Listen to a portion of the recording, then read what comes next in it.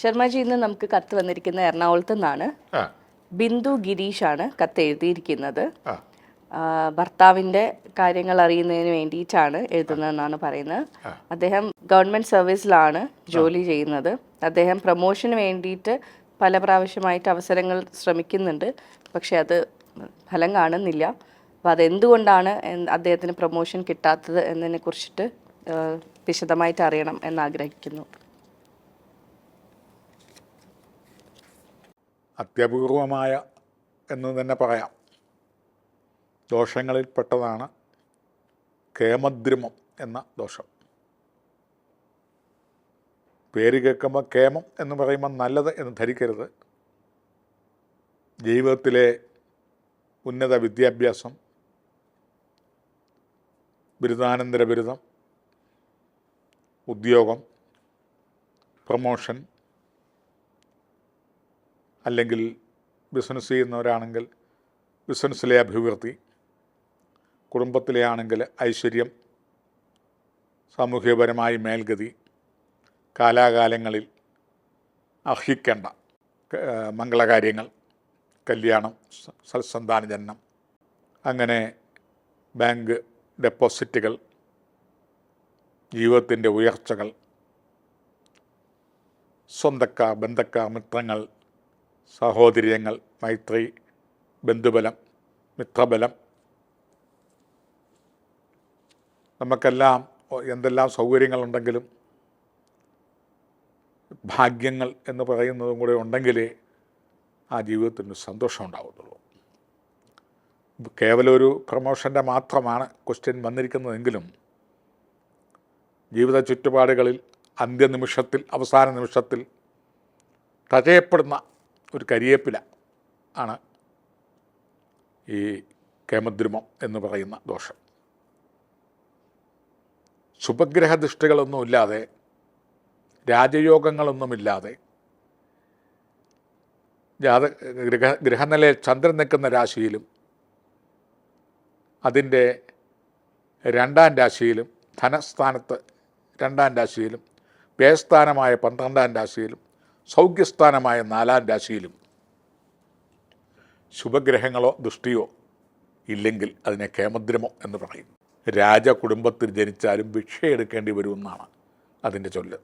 എന്ന് പറഞ്ഞാൽ എത്ര ഉന്നത കുലജാതനായാലും, ഉന്നത കുലത്തിൽ പിറന്നാലും, ഉന്നതമായ ജീവിത സാഹചര്യങ്ങൾ ഉണ്ടെങ്കിലും അവയെല്ലാം ക്ഷീണിതമായി ഒരു കടക്കാരനായി ജീവിക്കുകയോ, യാചിച്ച് ജീവിക്കുകയോ, അല്ലെങ്കിൽ പരാശ്രയത്തോടെ ജീവിക്കേണ്ടി വരികയോ ഒക്കെ ചെയ്യുന്ന ഒരു ദുര്യോഗമാണ് കേമദ്രുമം.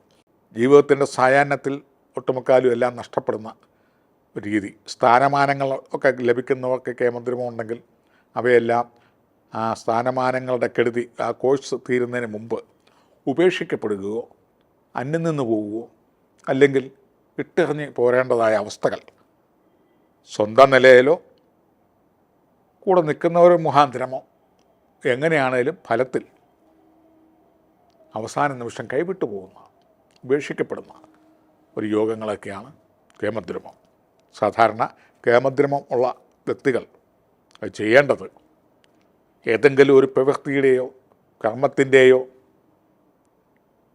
തുടക്കം കഴിഞ്ഞ് പ്രവേശിക്കുക, അതിൻ്റെ അവസാനത്തിന് മുമ്പ് ഇറങ്ങിപ്പോവുക.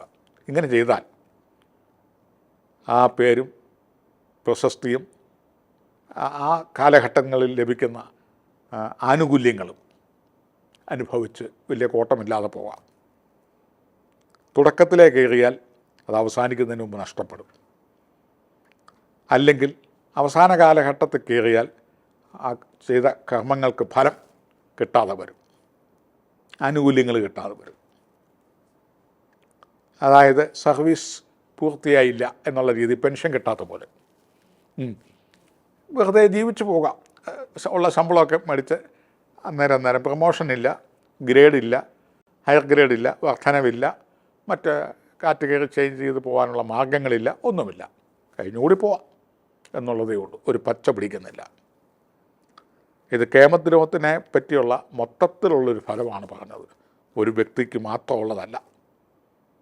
ഇദ്ദേഹത്തിൻ്റെ പ്രൊമോഷന് അവനവൻ്റെ അർഹതയ്ക്കും അവകാശത്തിനും വേണ്ടി ഈ കേമദ്രമദോഷം ഉള്ളവർ ന്യായാസനങ്ങളെ സമീപിക്കേണ്ടി വരിക, നീതിപീഠത്തെ സമീപിക്കേണ്ടി വരിക, പോലീസ് സ്റ്റേഷനെ സമീപിക്കേണ്ടി വരിക, കോടതിയെ സമീപിക്കേണ്ടി വരിക, നാട്ടുപ്രഭുക്കളെ സമീപിക്കേണ്ടി വരിക, ട്രേഡ് യൂണിയനെ സമീപിക്കേണ്ടി വരിക, മന്ത്രിമാർ, തന്ത്രിമാർ, MLA മാർ, MP മാർ, നാട്ടരശർ, സമുദായാചാര്യന്മാർ, നാട്ടുപ്രമാണിമാർ, വില്ലന്മാർ, ഇങ്ങനെയുള്ളവരെയൊക്കെ ചിലപ്പം ആശ്രയിച്ചെങ്കിലേ ചില ആനുകൂല്യങ്ങൾ കിട്ടുകയുള്ളൂ.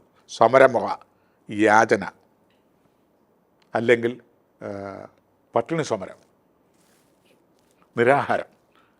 അപ്പോൾ ചില കാര്യങ്ങളിലൊക്കെ കണ്ണു നോക്കും. പക്ഷേ തൊട്ടതിനും പിടിച്ചതിനും എല്ലാത്തിനും നിരാഹാരം കിടക്കുന്നു കഴിഞ്ഞാൽ അതിനെല്ലാം നേരം കാണുള്ളൂ. ഇതൊക്കെയാണ് ഈ കേമദ്രുമം അനുഭവിക്കുന്ന സമയങ്ങളിൽ നാം ഇടപെടുന്ന കാര്യങ്ങൾ. പൊതുവേ ഇതിന് ചന്ദ്രബലം വർദ്ധിപ്പിക്കുക എന്നുള്ളതാണ്. ദിതിശങ്കതുഷാരാപം ക്ഷീരോദാർണവസംഭവം നമാമി ശശിനം സോമം ശംഭൂമകടഭൂഷണം. ചന്ദ്രനെ പ്രസാദിപ്പിക്കുന്ന സ്തോത്രം. തിങ്കളാഴ്ച ദിവസം ദേവീങ്കൽ മഞ്ഞൾ അഭിഷേകം, ഉടയാട, കടുംപായസം, പുഷ്പാർച്ചനകൾ, അതുപോലെ തന്നെ മൂൺ സ്റ്റോൺ എന്ന രത്നം ധരിക്കുക, തിങ്കളാഴ്ച ഉപവസിക്കുക, ഇവയെല്ലാം കൂടിയും ചെയ്യാം. ഇങ്ങനെയൊക്കെ ചെയ്തു വരുമ്പോൾ പ്രൊമോഷൻ സൗകര്യം കിട്ടും. പക്ഷെ അതുകൊണ്ട് മാത്രമാവുന്നില്ല. എങ്കിലും ഇപ്പോൾ പ്രൊമോഷനാണ് ആവശ്യപ്പെട്ടിരിക്കുന്നത്, അതിനുള്ള സൗകര്യം കിട്ടും. പ്രൊമോഷൻ കിട്ടിക്കഴിയുമ്പം വീണ്ടും ദേവാനാമത്തിലോട്ട് കത്തെഴുതുക, കിട്ടിയെന്നുള്ള കാര്യങ്ങൾ, അല്ലെ അന്നേരത്തെ നില എന്താണ് എന്നറിയിക്കുക. ലെറ്റർ അയച്ചതിന് നന്ദി, സന്തോഷം.